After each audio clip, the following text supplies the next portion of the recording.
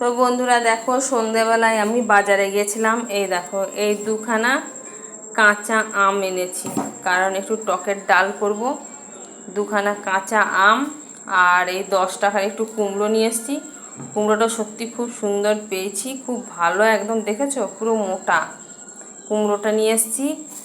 আর একটু সরু চাল কিনে নিয়ে এসেছি, আমাদের চালটা বাড়ন্ত হয়ে গেছে, তাই একটু এই দেখো সরু চাল কিনে নিয়ে এসেছি, একটু সরু চাল কিনে নিয়ে এসেছি।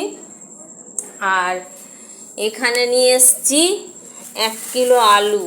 এই দেখো, চন্দ্রমুখী আলু হচ্ছে 30 টাকা করে কিলো, তাই কম সম করে 1 কিলো আলু নিয়ে এসেছি। এ দেখো, আর এখানে 3টে আম আলাদা আছে, 3টে আম আলাদা আমি নিয়ে এসেছি। আবার এখানে 1 কিলো আম আছে। আর এখানে আম নিয়ে এসেছি, 1 কিলো নিয়েছে, 40 টাকা করে আম। এখন সত্যি কথা, আম খুবই সস্তা যাচ্ছে, 40 টাকা করে আম। তো তোমাদেরকে আম দেখালাম এই কারণে যে আমি এই দুটো আম এখন কাটবো, কারণ ভাত খাবো, তো রাত্রেবেলায় খাবো। এই আম দুটো শুধু কাটবো, আর কিছু করব না। আর তোমাদের দাদা ভাই নেই, তোমাদের দাদা ভাই গেছে ভাড়া, চলে গেছে, অনেক দূরে গেছে, দীঘা চলে গেছে। আমটা আগে ভিজিয়ে রাখলে বন্ধুরা ভালো হতো, আমার খুব একটা খেয়াল ছিল না, তাড়াহুড়ো করে এসে আর আমটা প্যাকেটে রেখে দিয়ে রান্না বসিয়ে দিয়েছিলাম, আমার অতটা খেয়াল ছিল না। এটা কিন্তু আমটা ভেবো না নষ্ট হয়েছে, এটা কিন্তু আঠা, আমের আঠাটা কষ্টটা লেগে এরকম হয়েছে।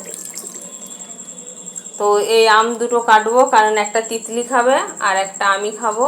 এই দুজনের আম কাটবো দুটো।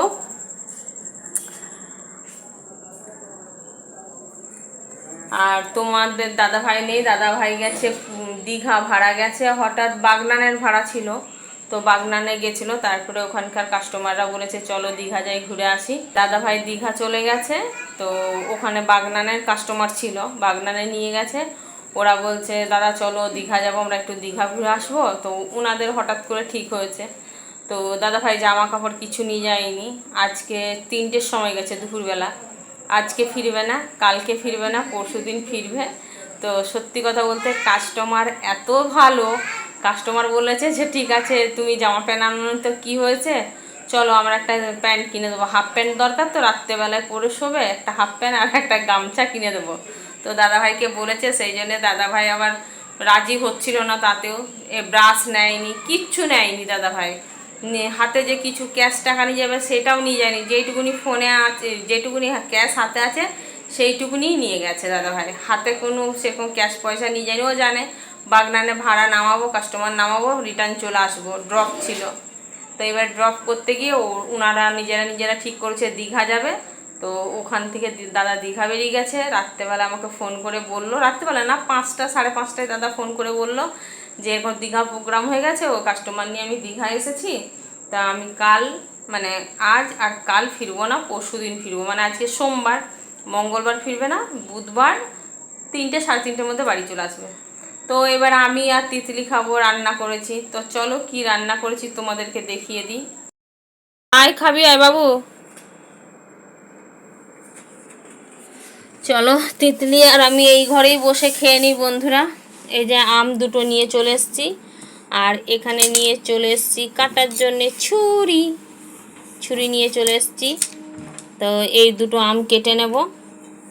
আর এই যে তোমাদেরকে বললাম না একটু চাল কিনে, হাতাটা দিতে হবে বাবু, তোমাদেরকে বললাম না যে চাল কিনে নিয়ে এসে, দেখো একটু সরু চালের চাল নিয়ে এসেছি। তোমরা জানো আমরা রেশনের চাল খাই, তো একটু সরু চাল নিয়ে এসেছি, ওই সরু চালটায় রান্না করেছি, মা মেয়ে খাবো। এই যে দুজনের দুটো থালা। আর একটা বন্ধুরা কি করেছি বলো তো, এই দেখো পেঁয়াজ পোস্ত। তোমরা কে কে পেঁয়াজ পোস্তটা একটু তেল বেশি হয়ে গেছে, দেখেছিস? আচ্ছা বন্ধুরা বলো তো, একটু কি তেল বেশি হয়ে গেছে? একটু সামান্য, আর পোস্ততে একটু তেল না দিলে ভাল লাগে না। তো এই যে আমরা পেঁয়াজ পোস্ত দিয়ে মা মেয়ে এখানে ভাত খেয়ে নেব। কারণ দেখো পুরুষ মানুষ থাকলে একটু অসুবিধা হয়, একটা তরকারি দিয়ে ভাত দেওয়া যায় না। আর যেহেতু আমি তিতলি আছি, কোনো অসুবিধা হবে না আমাদের, আমরা এই পেঁয়াজ পোস্ত দিয়েই ভাতটা খেয়ে নেব।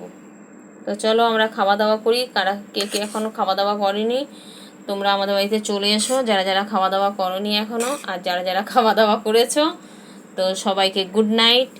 আমি তিতলি, চলো এখানে খেয়ে নিই। আজকে খাওয়াটা কীরকম হবে তিতলি? খুব ভালো। হ্যাঁ, খুব ভালো। তুই ভালোবাসিস? হ্যাঁ। তিতলি আমাদের পেঁয়াজ পোস্ত খেতে প্রচুর ভালোবাসে, প্রচুর, মানে এত পেঁয়াজ পোস্ত খেতে ভালোবাসে কি বলবো। তো চলো খাওয়া দাওয়াটা আমরা করে নিই। তো এখনকার মতন গুড নাইট সবাইকে, সবাই ভালো থাকো, সুস্থ থাকো। আজকের রাতটা সবাই সুন্দরভাবে এনজয় করো, আর সবার যেন আজকের রাতটা ভালো কাটে। তো এখনকার মতন টাটা বন্ধুরা।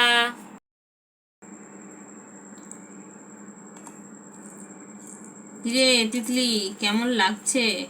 অসাধারণ বন্ধুরা, আমার পোস্ত খেতে সত্যি খুব ভাল লাগে। তো চলো খেয়ে নিই। কেমন লাগছে? দেখি খেয়ে কিরকম পোস্তটা কেমনি হয়েছে।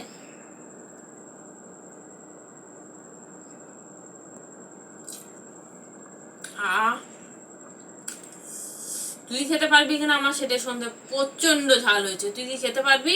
হ্যাঁ।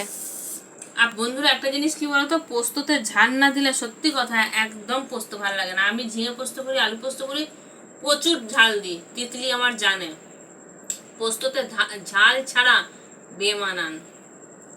চলো গুড নাইট।